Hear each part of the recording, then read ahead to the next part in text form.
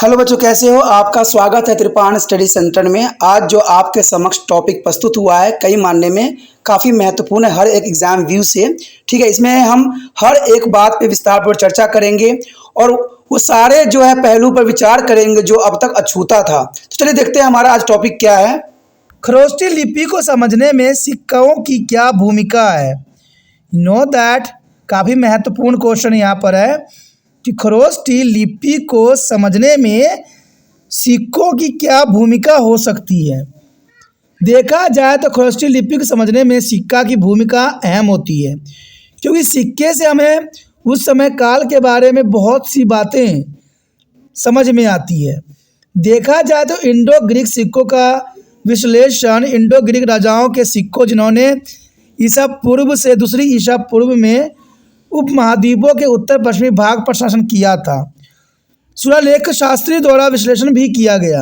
यानी हम सिक्के से ही एनालाइज कर सकें कि इंडो ग्रीक राजाओं ने सिक्कों का किस प्रकार जो है उपयोग किया और उसने किन शब्दों का जो है सिक्कों पर अंकित किया, क्योंकि सिक्कों पर भी बहुत से ऐसी बातें लिखी जाती है जो उस समय से इंस्क्रिप्शंस रहती है। ग्रीक लिपि से तुलना और इंडो ग्रीक सिक्कों पर राजाओं के नाम ग्रीक और खरोष्टी लिपि में लिखे हुए हैं। अब देखिए, इस बात से ये साबित हो जाता है कि इस समय काल में वो खरोष्टी लिपि से भली भांति परिचित थे, क्योंकि जितने भी सिक्के हमें प्राप्त उस समय हुआ सभी सिक्कों पर राजाओं के जो नाम अंकित थे वो खरोष्टी लिपि में लिखे गए थे। तो ये बात काफ़ी महत्व रखता है कि अगर हम ग्रीक लिपि से तुलना अगर इंडो सिक्कों के राजाओं के नाम को करें तो सारे जो थे खरोष्टी लिपि में लिखे हुए थे। खरोष्टी लिपि की तुलना यूनानी लिपि से भी की गई है, क्योंकि खरोष्टी लिपि जो है यूनानी लिपि में भी देखने को हमें मिला है कई स्थानों पर।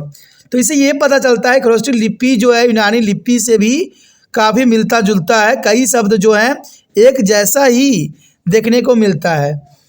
कहते जो यूरोपियन विद्वान ग्रीक पढ़ सकते थे उन्होंने इसकी तुलना खरोष्टी से की थी। यानी जो यूरोपीय विद्वान थे उन्होंने ग्रीक पढ़ सकते थे, उन्होंने खरोष्टी लिपि की तुलना की। देखिए, जब तक आपको दो लिपियों की ज्ञान नहीं होगा तब तक आप एक दूसरे के साथ तुलना नहीं कर सकिएगा, क्योंकि कई शब्द जो होते हैं दूसरे लिपि के शब्द जो होते हैं पहले लिपि में मिल रहे होते हैं। तो यहाँ पर बहुत से विद्वानों ने इस बात को जाना, समझा और फिर इसकी तुलना भी की। कुछ समानताएं थी, जैसे अपोलोडेस्ट जैसे नाम लिखने के लिए दोनों लिपियों में ए अक्षर का उपयोग किया गया था। तो ये तुलना करने से हमें पता चला कि कई लिपियां जो थी एक दूसरे से संबंधित थी। यानी ये बात तो साफ समझ में आता है कि इस समय काल में जो है सारे राज्य एक साथ थे, क्योंकि इतनी समानताएं साथ रहने से ही पता लगता है। देखा जाए तो यूरोप हो या ग्रीक हो, कहते कई क्षेत्रों में ये बात देखने को मिला है और इनकी लिपियों में काफ़ी समानता भी देखने को मिली। और इससे ये बात होता है कि ये दूसरे जो है किसी न किसी रूप में प्रभावित जरूर हुए होंगे, क्योंकि देखा जाए कि जो अक्षर ए का उपयोग किया गया था हमें दोनों जगह पर देखने को मिलता है। तो इससे ये बात साफ होता है कि दोनों एक दूसरे से प्रभावित थे। जेम्स प्रिंसेस ने खरोष्टी की भाषा प्राकृतिक बताई है। खरोष्टी लिपि की जो भाषा है बेशक प्राकृतिक ही रखी गई है और इसके बाद लंबे शिलालेखों को आसानी से पढ़ना संभव हो गया, क्योंकि ये सारे लिपि जो थे प्राकृतिक भाषा में थी और प्राकृतिक भाषा को पढ़ना सरल और आसान रहता है। तो यहाँ पर देखा जाए तो लिपि काफ़ी महत्वपूर्ण है। कहते हैं लिपि जो होता है किसी भी सभ्यता के लिए, समझने के लिए, जानने के लिए जो है हम सिक्कों का ही उपयोग करते हैं, क्योंकि लिपि जो होती है सिक्कों में भी अंकित होती है। अगर आज समय में देख लीजिए सिक्के जो भी बनती है उसमें इंग्लिश वर्ड का उपयोग किया जाता है या हिंदी शब्दों का भी उपयोग किया जाता है। तो उसी समय भी जो उस समय की भाषा हुआ करती थी उसी भाषा को जो है सिक्कों पर भी अंकित की जाती थी। तो सिक्का जो है हम लिपियों के अध्ययन के लिए उपयोग कर सकते हैं, वो काफ़ी महत्वपूर्ण रहता है। तो इसी के साथ हमारा ये टॉपिक ख़त्म हो जाता है। ये क्वेश्चन जो था काफ़ी महत्वपूर्ण था एग्ज़ाम व्यू से, जो मैंने आपको समझाने की कोशिश किया। यहाँ पर सिर्फ 6 पॉइंट है जो एग्ज़ाम व्यू से काफ़ी महत्वपूर्ण रखता है और ये सारे पॉइंट बहुत आसान छोटे हैं, तो आप बहुत ही आसानी से याद कर सकती हो।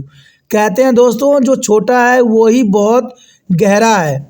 ये छोटे शब्द मत समझिए, ये बहुत गहरा घाव करेगा। कहते हैं ये शब्द जो हैं टीचरों को भी काफ़ी आकर्षित करेंगे, क्योंकि ये काफ़ी महत्वपूर्ण शब्द है और इसमें कोई भी गलत बात नहीं है, सब सही है। इसलिए इसको अच्छे से लिखिए, नोट कीजिए और दिमाग में भरिए और पढ़िए। ये काफ़ी महत्वपूर्ण आपके लिए रहेगा।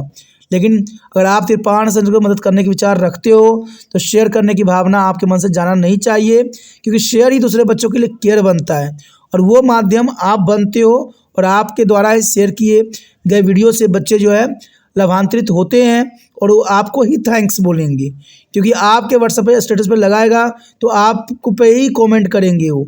और ये काफ़ी महत्वपूर्ण बात रहता है।